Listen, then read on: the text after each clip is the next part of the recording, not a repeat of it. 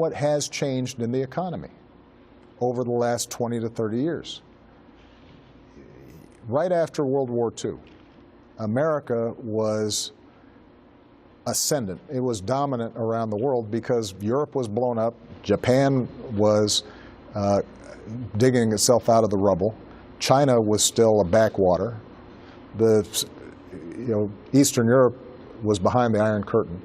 There wasn't much competition. We were the only folks who were seriously making cars and trucks and appliances and you name it. We had strong unionization, which meant that workers had leverage so that they could get a good share of a growing pie. And people saw each year and each generation their standards of living going up pretty rapidly. And what started happening is you started seeing foreign competition. Unions started getting busted, so workers had less leverage, which meant their wages didn't go up quite as fast. You started seeing the end of defined benefit pension plans. In terms of health care programs, if you had health care on your job, suddenly you were paying a lot of deductibles and premiums.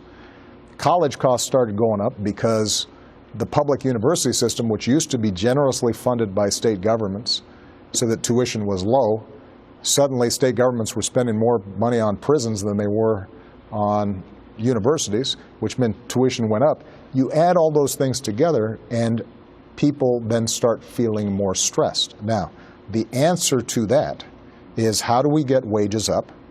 How do we make sure that you can save for retirement? How can you make sure that your kid can afford to get a higher education to compete for the jobs of the future? And the question then is, what is actually going to get that done?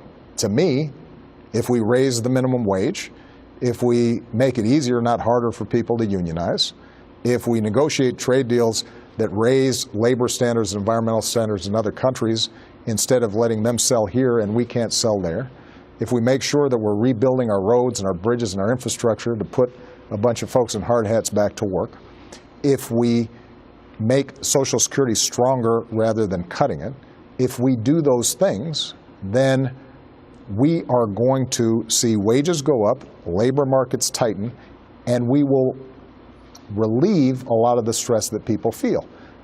But if you look at the arguments that are being made by the Republicans and the actions that have been taken by those members of Congress, it's hard to see how cutting taxes for the wealthiest Americans, deregulating Wall Street again, is somehow going to benefit middle-class families. Well,